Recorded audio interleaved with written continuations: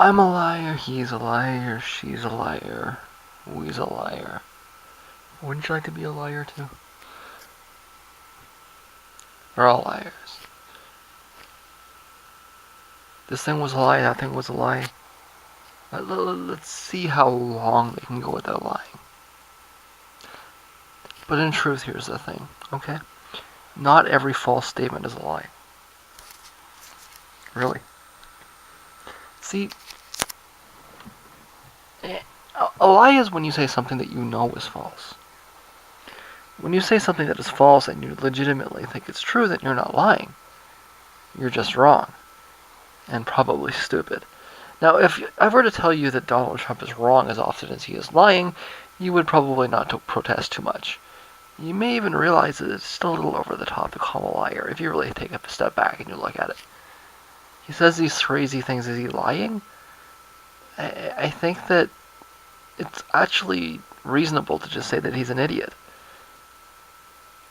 And then he runs off his mouth about things that he doesn't know what the hell he's saying. Okay? What less people will agree about, and which I claim is actually equally valid, okay, here's the shocker, is the claim that Clinton is wrong as often as she is lying as well. And I do claim that most people that are really actually paying close enough attention realize this. Even if they're unwilling or even afraid to admit it, you know. You're gonna get some pushback if you try to suggest that Clinton's really just as stupid as Trump. You're gonna get some pushback on that. But I think, like I say, if you're really paying close enough attention, I think that what comes out is that they're really two sides of the same coin.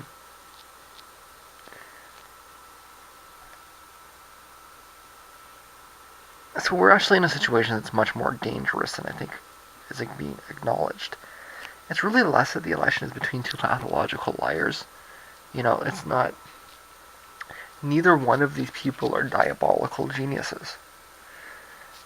It's more that the election is between two people who often stand up and speak about things that they have very little real understanding of.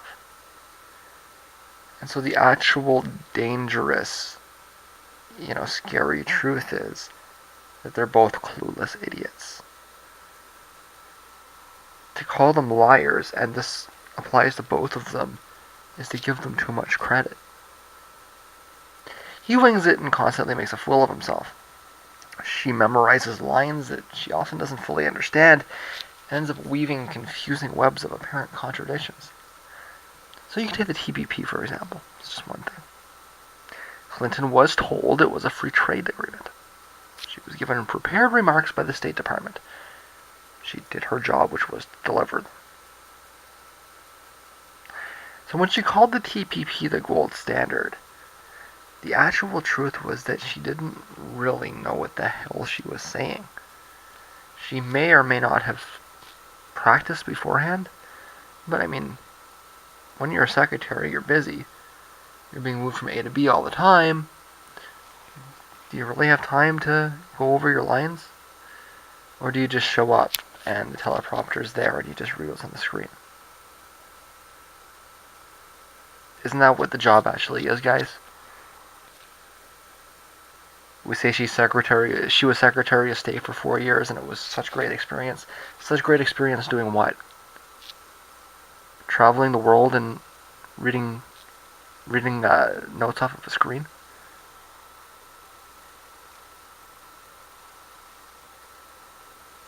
Basically what I'm doing right now, except I'm not traveling the world and I actually write the notes.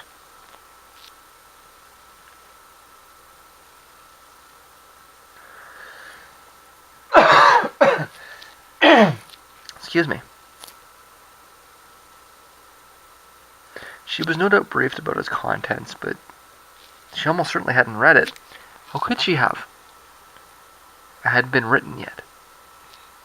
Think about how crazy this is. Heaps, absurd amounts of praise on an agreement that hasn't been written.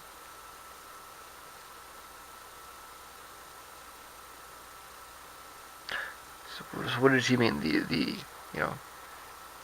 abstract concept of the TPP is the gold standard. In truth, that's probably what existed in her mind. Was an abstract, was an ideal of it, right? There's like the ideal form of the TPP, and then the TPP that exists in reality is the imperfect representation of it. And it was really the ideal of it in her mind, which may have actually been a free trade agreement. Who knows?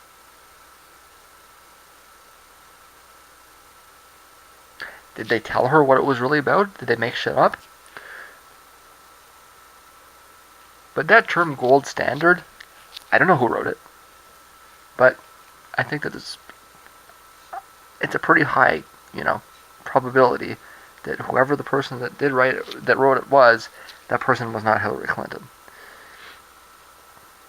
And so what was she doing when she was just reading lines off of a screen?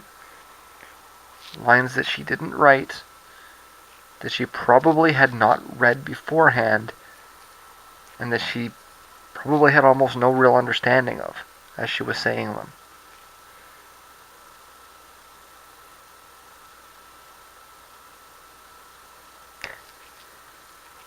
I'm the messenger, don't shoot me, I'm just telling you, It's how it is. It's what the job is. All the actual work is done by the bureaucracy, which doesn't really even tend to switch over between elections, right? All the people that work at the State Department, if the Republicans win, are the people at the State Department? It's the figureheads that change. That's democracy, because we get to pick our spokespeople.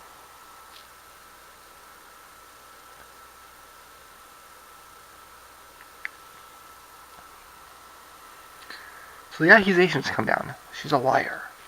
She said it was the gold standard, and now she opposes it. One way or the other, she's lying. It's less that I'm claiming it's unfair, and more than I'm claiming it's just wrong. It's just not accurate to accuse her of dishonesty. She didn't know what the hell she was saying. She was just doing her job, which was to read her prepared remarks. I'm not claiming that her claimed opposition to the TPP is genuine. For all I know, she still doesn't know what it is.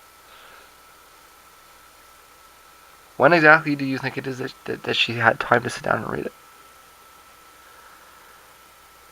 I think it's clear the whole thing is political, okay? But when it comes down to it, if she ends up signing it under pressure from the Pentagon because this is not about global trade, it's about geopolitics, right?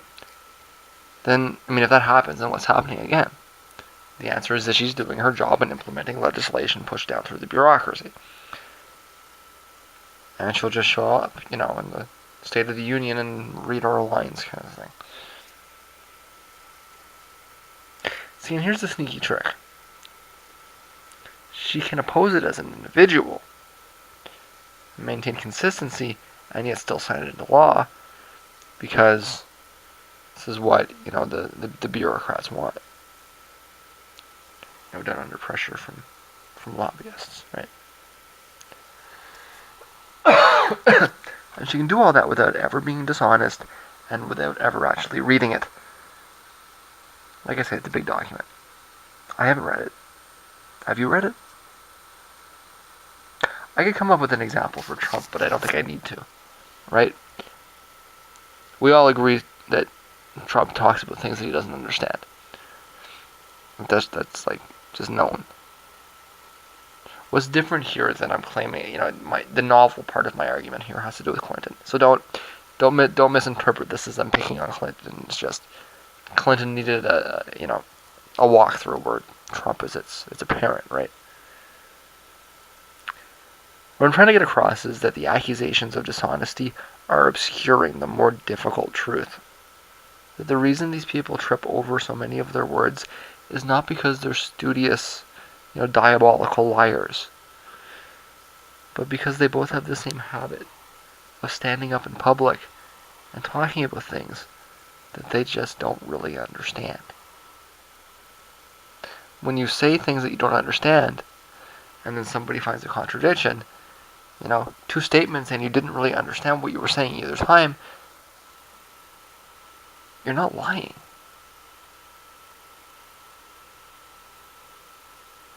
You're just clueless.